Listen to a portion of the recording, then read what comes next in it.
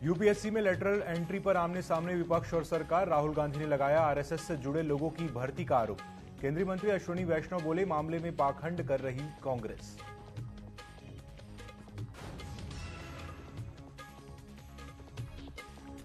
जम्मू कश्मीर में चुनावी प्रक्रिया से पहले दहशत फैलाने की कोशिश। उधमपुर में आतंकी हमला। आतंकियों ने सुरक्षा बल की ज्वाइंट पार्टी पर किया हमला।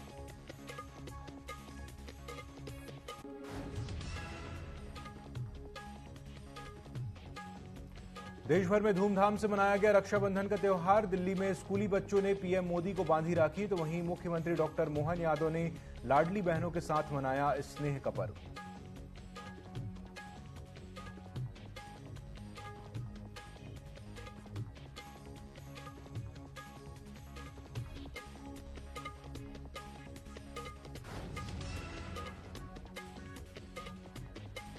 छत्तीसगढ़ के मुख्यमंत्री विष्णुदेव साय का मध्य प्रदेश दौरा। उज्जैन में बाबा महाकाल के किए दर्शन। देश और प्रदेश की खुशहाली की कामना। मध्य प्रदेश के मुख्यमंत्री डॉक्टर मोहन यादव से भी की मुलाकात।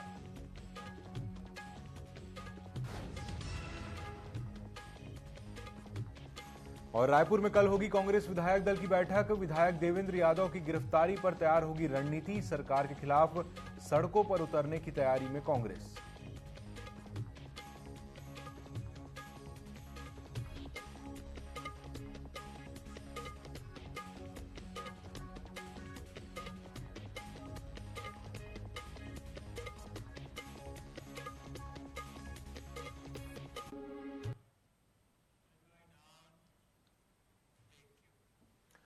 नमस्कार, न्यूज अपडेट में आपका स्वागत है। मैं हूं अंकुर शुक्ल और चलिए अब देखते हैं खबरें विस्तार से। रक्षाबंधन का पर्व आज पूरे देश में मनाया गया। इसी कड़ी में उत्तराखंड में रक्षाबंधन के अवसर पर मुख्यमंत्री पुष्कर सिंह धामी ने उनकी बहनों से राखी बंधवाकर रक्षाबंधन मनाया। इस अवसर पर परंपरागत रूप से मुख्यमंत्री को तिलक लगाकर आरती की गई और रक्षा सूत्र बांधा गया।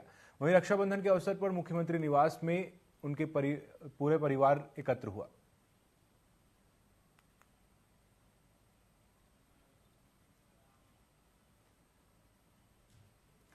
कैबिनेट मंत्री गणेश जोशी के हथीबड़ा देहरादून स्थित कैंप कार्यालय में रक्षाबंधन कार्यक्रम आयोजित किया गया, जिसमें महिलाओं ने उनकी कलाई पर रक्षा सूत्र बांधा और उनके दीर्घायु होने की कामना की। वहीं राखी बांधने के बाद कैबिनेट मंत्री गणेश जोशी ने सभी बहनों को उपहार और मिठाई भेंट किए। इस मौके पर कैबिनेट मंत्री ने रक्षा सूत्र बंधवाकर उनकी रक्षा का वचन भी दिया।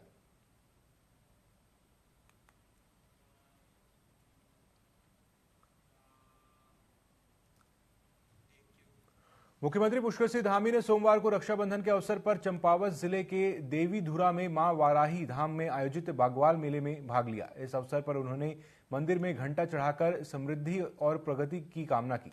सीएम ने वाराही धाम में फलों और फूलों से खेले जाने वाले विश्व प्रसिद्ध पाषाण युद्ध को यह देखा। इस साल पत्थर युद्ध करीब 11 मिनट तक चला। इस दौरान सीएम ने रीठा में रतिया नदी में बाढ़ सुरक्षा और वैकल्पिक मार्ग निर्माण किए जाने की घोषणा की। साथ ही वाराही मंदिर के बचे हुए बुनियादी ढांचे के काम को मानस खंड गलियारे के तहत शामिल किए जाने की बात कही।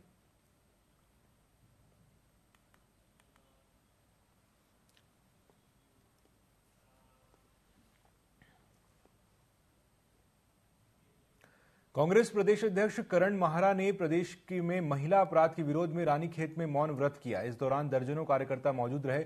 इसे लेकर प्रदेश अध्यक्ष करण माहरा ने कहा कि प्रदेश में महिलाओं के साथ आए दिन दुराचार के मामले सामने आ रहे हैं, जो कि बहुत ही दुखद और चिंताजनक है। ऐसे गंभीर विषय पर समाज को एकजुट होकर विरोध करना चाहिए।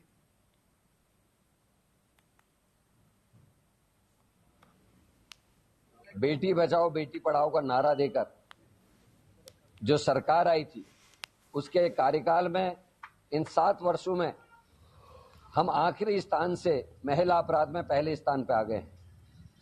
और ये रिपोर्ट एनसीआरबी की रिपोर्ट है, जो हम नहीं है, सरकारी रिपोर्ट्स है। उसके अनुसार 9 हिमालय राज्यों में उत्तराखंड आज महिला अपराध में पहले स्थान पर खड़ा है। और रोज कोई ना कोई ऐसी खबर आ रही है जिससे इधर देवभूमि सर्वसार हो रही है। और ये घटनाएं ऐसी हैं जिनकी वजह से अपराधियों का हौसला बुलंद हो रहा है। किसी की भी बेटी, किसी की भी बहन, किसी की मां सुरक्षित अब नहीं दिखाई दे रही।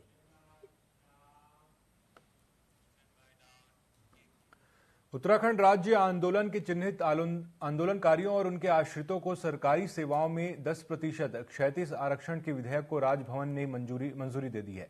जहां विधानसभा में पारित होने के बाद विधेयक फरवरी से राजभवन में विचाराधीन था, तो वहीं सीएम पुष्कर सिंह धामी ने कहा कि राज्य आंदोलनकारियों के संघर्ष और बलिदान को कभी भुलाया नहीं जा सकता। महामहिम राज्यपाल महोदय के द्वारा उस विधेयक को स्वीकृति प्रदान कर दी गई है। अब कानूनी रूप से ये विधेयक बनकर पूरी तरह से लागू हो जाएगा। और जो हमने पहले ही कहा था कि उत्तराखंड आंदोलनकारियों के हक सुरक्षित रहने चाहिए, उनको आरक्षण का लाभ मिलना चाहिए, राज्य निर्माण में उनकी भूमिका है। निश्चित रूप से हमने जो सरकार कहती है वो करती है। हम शुरू से कहते आए हैं कि राज्य आंदोलनकारी हमारे लिए प्राथमिकता में है, महिलाएं हमारी प्राथमिकता में। हमने वो भी आरक्षण किया था और यह भी आरक्षण कर दिया है। मैं सभी आंदोलनकारियों को, उनके आश्रितों को अब विधेयक पारित होने पर सबको मैं बधाई देता हूं। रक्षाबंधन के अवसर पर सीएम धामी खटीमा पहुंचे, जहां आंदोलनकारियों ने सीएम धामी से मुलाकात की और 10% आरक्षण दिए जाने के लिए आभार और धन्यवाद जताया। इस दौरान सीएम धामी ने लोहिया पावर हाउस में बनाए गए नए हेलीपैड का विधिवत पूजा पाठ कर लोकार्पण किया और कहा कि हम कहते हैं वह हम करते हैं। यह हमारी संस्कृति भी है और हमारी कार्यशैली भी है।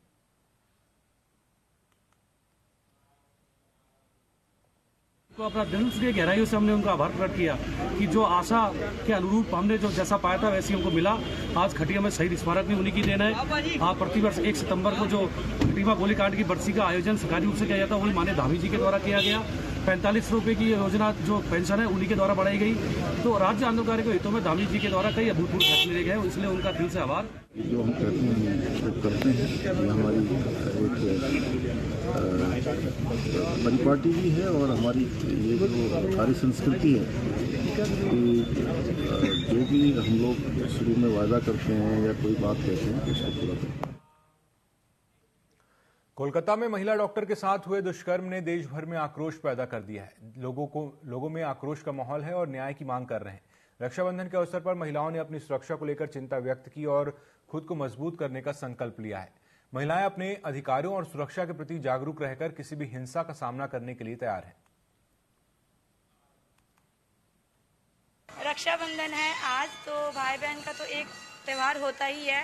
इसके साथ साथ मैं ये भी बताना चाह रही हूँ, जो अभी कोलकाता में जो न्यूज़ हुई है उसके साथ भी जो हम कल रैली निकाले थे मॉम्स पैड के थ्रू से और सरस्वती फाउंडेशन से, तो इसके अकॉर्डिंग हम सुरक्षित कहाँ हैं। रक्षाबंधन तब होती है जब रक्षा हमारे लिए हो, पर रक्षाबंधन हमारे लिए तो नहीं है।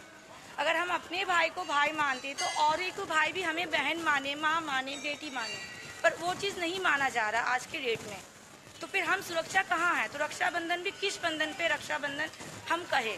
मैं उन तमाम जो भी है सब हमारे भाई ही है, किसी न किसी रूप में हमारी रक्षा ही करते हैं।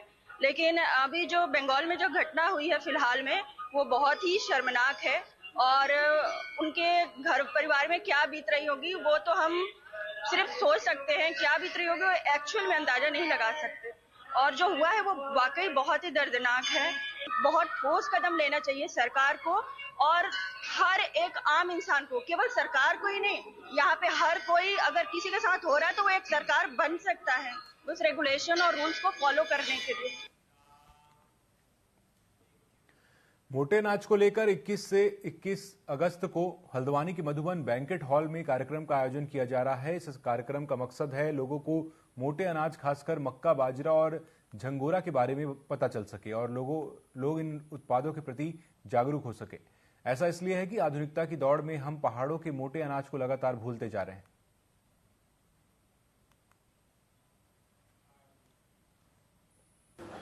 ये मोटे अनाज को लेकर एक कार्यक्रम हम लोगों ने, हमारी संस्था जो अभ्युदय परिवर्तन संस्था है, इसके द्वारा 21 तारीख को 3 बजे से हम मधुबन बैंकेट हॉल में एक मोटे अनाज की जन जागरूकता के लिए कार्यक्रम करने जा रहे हैं। जैसा कि आपको विदित है कि माननीय प्रधानमंत्री जी और माननीय मुख्यमंत्री पुष्कर सिंह धामी जी ने आह्वान किया था कि मोटे अनाज को बढ़ावा देने के लिए सब लोग जन सहभागिता करें। तो इसमें हमारी संस्था अभ्युदय परिवर्तन ने ये कार्यक्रम एक करने का निर्णय लिया है।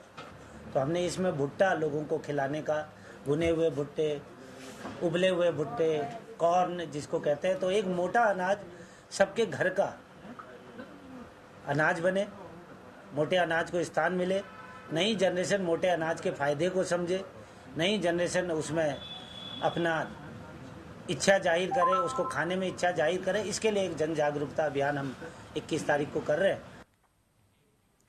नैनीताल की महिलाओं ने कुमाऊं रेजिमेंट के आर्मी कैंट में फौजी भाइयों को राखी बांधकर त्योहार मनाया। वहीं फौजी भाइयों ने अपनी बहनों को देशवासियों की देश की सुरक्षा का वचन दिया। विधायक सरिता आर्य ने कहा कि देश की सेवा में लगे सैनिक भाइयों की कलाई सूनी न रहे। उन्होंने फौजी भाइयों की कलाइयों में राखी बांधकर फौजी भाइयों की लंबी उम्र की कामना भी की है।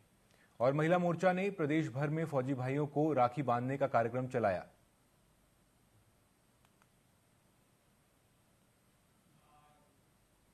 हमारे जवान हमारी देश की रक्षा करते हैं, तो आज वो हमारी देश की रक्षा कर रहे हैं, हम बहनों की रक्षा करते हैं। तो उन्हीं की दीर्घ आयु के लिए और उनकी रक्षा के लिए आज हम सभी बहनों ने उनके कलाई पर राखी बांधी है और उनकी दीर्घ आयु की कामना की है। उनके उज्जवल भविष्य की हम लोगों ने कामना की है कि आप लोग देश की रक्षा करते हैं और आपकी रक्षा के लिए हम लोगों ने दुआएं करी हैं। हमारे जवान। महिला कल्याण संस्था की महिलाओं ने नगर में स्थित आर्मी के गोरखा हॉल में पहुंचकर सेना के जवानों के साथ रक्षाबंधन पर्व मनाया। वहीं महिलाओं ने आर्मी जवानों की कलाई पर राखी बांधकर उनके दीर्घायु होने की कामना की। जवानों ने महिलाओं को देश और उनकी सुरक्षा का वचन दिया।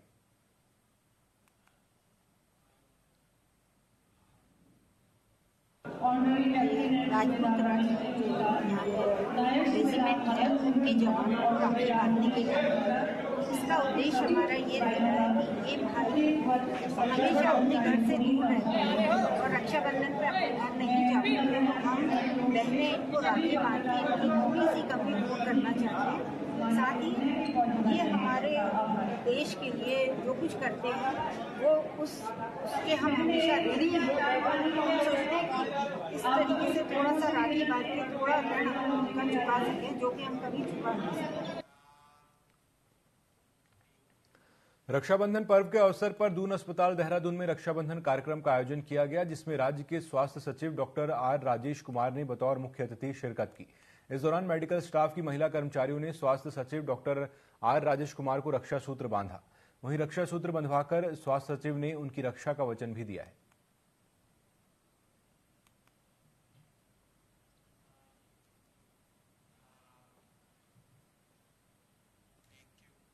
देहरादून में आईएसबीटी में नाबालिग के साथ दुष्कर्म के मामले में पुलिस को बड़ी सफलता मिली है, जहां पुलिस ने घटना में शामिल 5 आरोपियों को गिरफ्तार किया है और घटना में प्रयुक्त उत्तराखंड परिवहन निगम की बस संख्या UK 07PA 5299 को कब्जे में लेकर फॉरेंसिक टीम ने जांच कर बस से एविडेंस एकत्रित किए। बताया जा रहा है कि आरोपियों ने नाबालिग बालिका के साथ बस में दुष्कर्म किया था।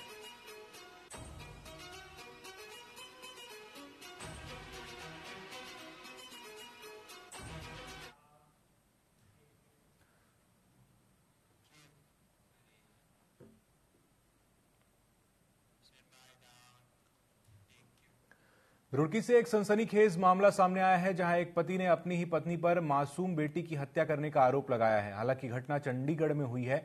वहीं मामले की जानकारी पाकर पुलिस मौके पर पहुंची और दोनों पक्षों को बमुश्किल समझाकर शांत कराया। फिलहाल मौत के कारणों का पोस्टमार्टम रिपोर्ट आने के बाद ही पता चल सकेगा।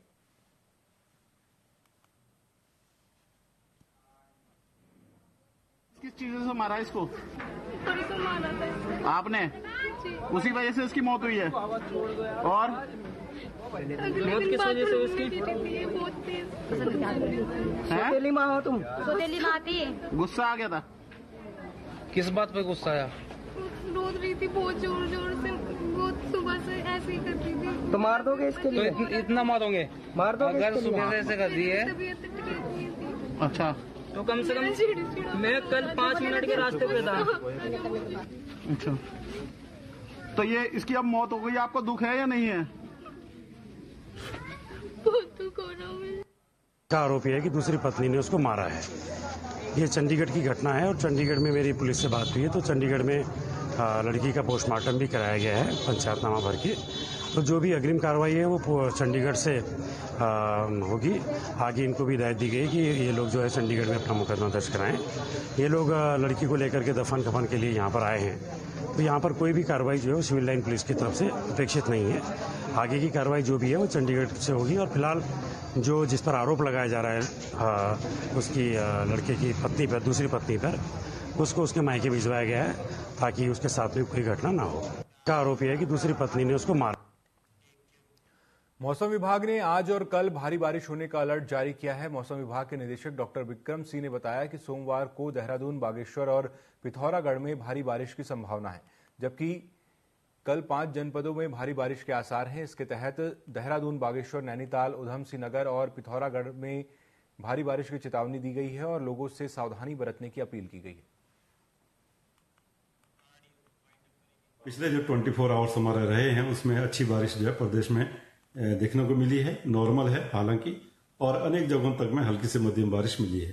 जहां तक भारी से बहुत भारी वर्षा की बात है तो वो देहरादून डिस्ट्रिक्ट में मिली है और इसी तरह बागेश्वर डिस्ट्रिक्ट में मिली है। इसके साथ ही जो भारी वर्षा है वो एका दुक्का जगहों में आपके पिथौरागढ़ डिस्ट्रिक्ट, रुद्रप्रयाग डिस्ट्रिक्ट और ईवेस नगर डिस्ट्रिक्ट में भी वो मिली है। पिछले जो 24 आवर। तो इस बुलेटिन में अभी के लिए इतना ही। खबरों में अपडेट रहने के लिए आप जुड़े रहिए टीवी 24 के साथ। नमस्कार।